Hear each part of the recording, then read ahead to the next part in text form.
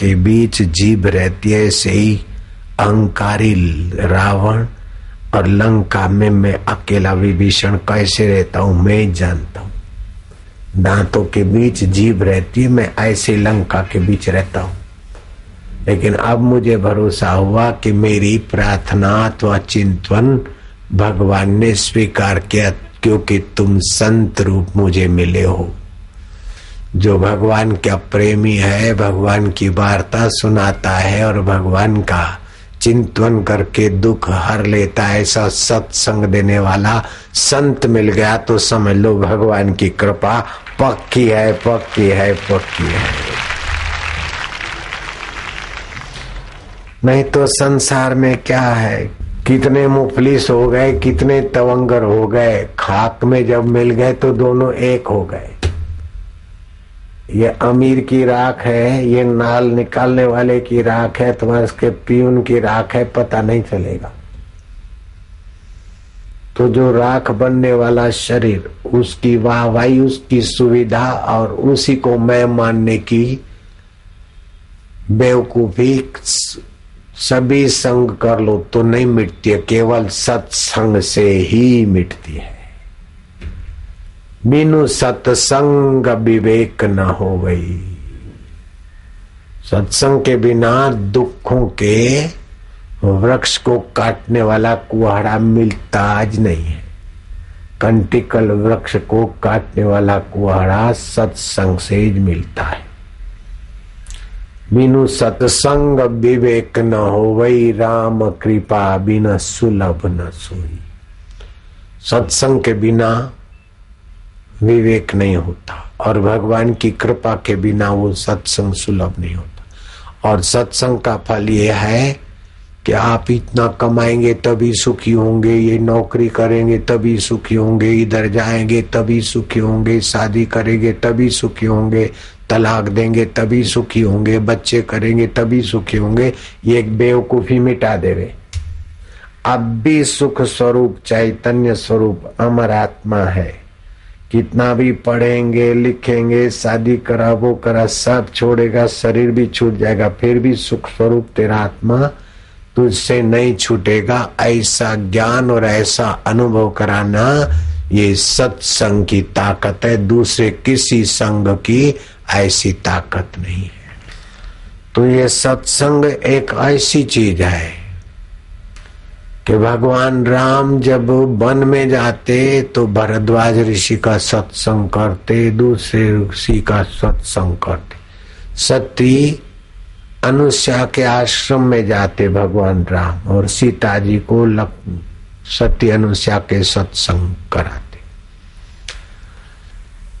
और लंका में रावण को ठीक करके जब लौटते तभी भी ऋषि मुनियों का सत्संग करते और गुरु वशिष्ठ के चरणों में बैठ के राम जी सत्संग करते। जिनके जीवन में सत्संग नहीं है तो उनके जीवन में और सब कुछ मिलने के बाद भी दुखों का अंत नहीं होगा और हृदय में छुपे हुए हृदयेश्वर का आनंद, ज्ञान और सामर्थ्य और माधुर्य नहीं जगेगा। जिसके जीवन में सत्संग नहीं है वो धनी होते हुए भी भीतर से सुख के लिए वो निर्धन है। सत्तावान होते हुए भी भीतर से वो बेचारा खोखला रहेगा अगर सत्संग नहीं मिला तो। अगर सत्संग मिला तो सत्ता है कि नहीं है, धन है कि नहीं है, सुविधा है कि नहीं है, और फिर भी वो सुखी रह सकता है।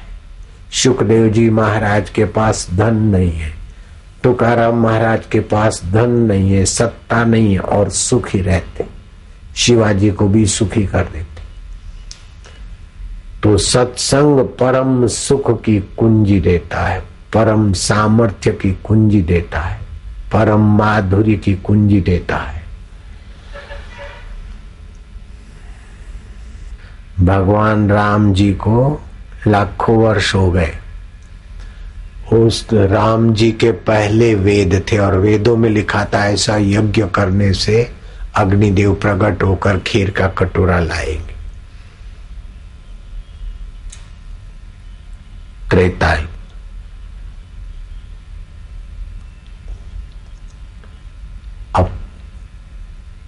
25वीं चतुर्युगी में हो गए, ये 28वीं चतुर्युगी है। तो 1 करोड़ और कितने लाख वर्ष हो गए राम जी को। तो उसके पहले 1 करोड़ 28 लाख 32,000 वर्ष लगभग। तो उसके पहले वेद में ज्ञान था कि ऐसा ऐसा यज्ञ करोगे तो तुम्हारे यहाँ अग्निदेव प्रकट होकर खीर लाएंगे और उस खीर से भगवान राम का प्रागट्य हुआ। तो राम जी के पहले वेद थे, ये बात मानना पड़ेगा। मानना है ना? मानेगा कि नहीं मानेगा? मानेगा। उस वेदों में शिव जी के लिए लिखा है। राम जी के पहले वेद था और उस वेदों में शिव जी के लिए लिखा है। शिव जी के लिए क्या लिखा है? यजुर्वेद में लिखा है भगवान शिव जी के लिए, ओम नमः शिवाय च।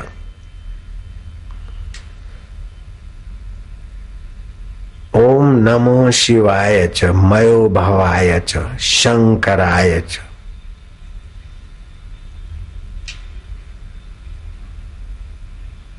महेश्वराय च नमः, शिवाय च शिवतराय च नमः। ये यजुर्वेद का मंत्र मैंने बोला। ओम नमः शिवाय च, मयो भवाय च, शंकराय च, महेश्वराय च नमः शिवाय शिवतराय च।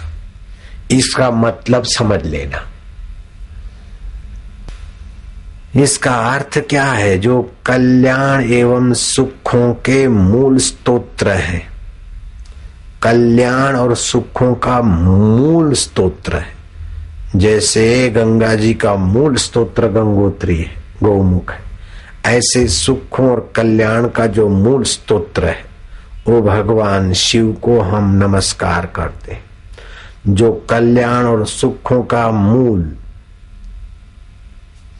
विस्तार करने वाला है, ऐसे शिव जी को हम नमस्कार करते हैं। जो कल्याण मंगल कारक, मंगलों में भी मंगलों की सीमा है, पराकाष्ठा है, ऐसे भगवान शिव को हम नमस्कार करते। ये यजुर्वेद के मंत्र का अर्थ है। भगवान राम के गुरुदेव वशिष्ठ महाराज जी वाल्मीकि रामायण में वाल्मीकि जी भरद्वाज जी को बताते और वशिष्ठ महाराज राम जी को बताते कि हम